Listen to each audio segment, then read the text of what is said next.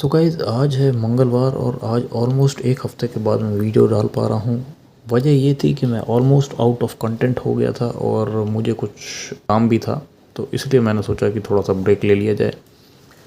So guys last मैंने video बनाया था वो एक सेल्फ़ की मोटर के ऊपर था और उसको हम लोगों ने किसी तरीके से रिस्टोर कर दिया था, लेकिन अनफॉर्चुनेटली मेरे पास में एक और मोटर है जो कि ऑलमोस्ट डिस्ट्रॉयड कंडीशन में है। तो उस वीडियो में मैंने बात करी थी कि जो है आपकी सेल्फ मोटर किस तरीके से ख़राब हो सकती है, तो ये एक परफेक्ट एग्जांपल है उस चीज़ का।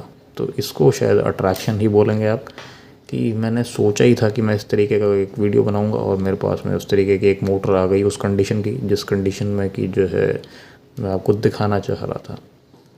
तो ये जो मोटर है ये ऑलमोस्ट रिपेयर के बहुत ही आगे निकल चुकी है। अब इसको रिपेयर करने के लिए एक प्रोफेशनल शॉप या प्रोफेशनल फैक्ट्री वाले ही रिपेयर कर सकते हैं। अगर एक आउटसाइड बंदा कोई करना चाहे तो नहीं कर सकता।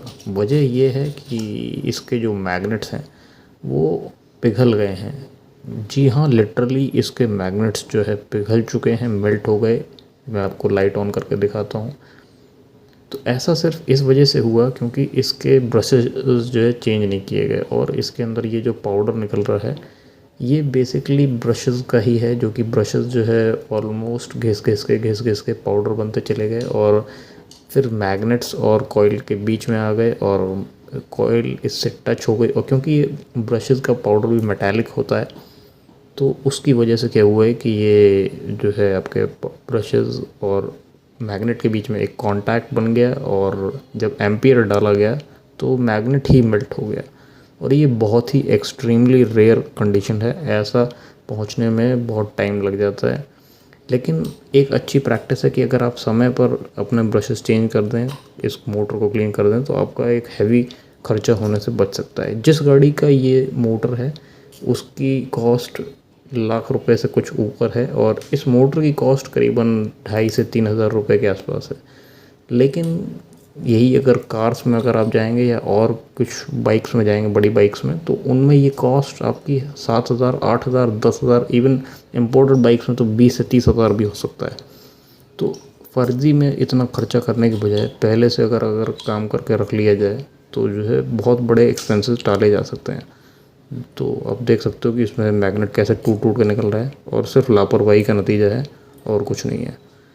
तो ये एक सिर्फ पहले से मैं आगाह करने के लिए वीडियो बना रहा हूँ, आपको बताने के लिए कि अगर आपकी बाइक पुरानी हो रही है या स्कूटर है या कार है, कुछ भी है, अगर पुराना हो रहा है तो उसमें इस तरीके के पार्ट्स को जो है पहले से ही आप रिप्लेस कर लोगे तो वो आपके लिए ही बेनिफिशियल होगा। अभी इसका रोटर की हालत ये दिखाता हूँ मैं।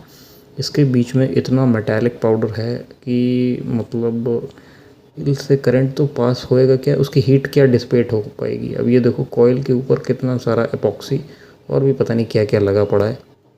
इवन इस मोटर को बनवाने की भी कोशिश करी गई, लेकिन उस आदमी ने भी हाथ जोड़ लिए, कहा कि भैया ये तो अब ऐसी कंडीशन में पहुंच चुकी है कि वहाँ से वापस ला पाना इसको जो है मुश्किल बहुत ही ज़्यादा है। तो इसलिए जो है हम लोगों को ये सब कंडीशंस जनरेट होने से पहले ही जो है ये सब काम करा लेना चाहिए।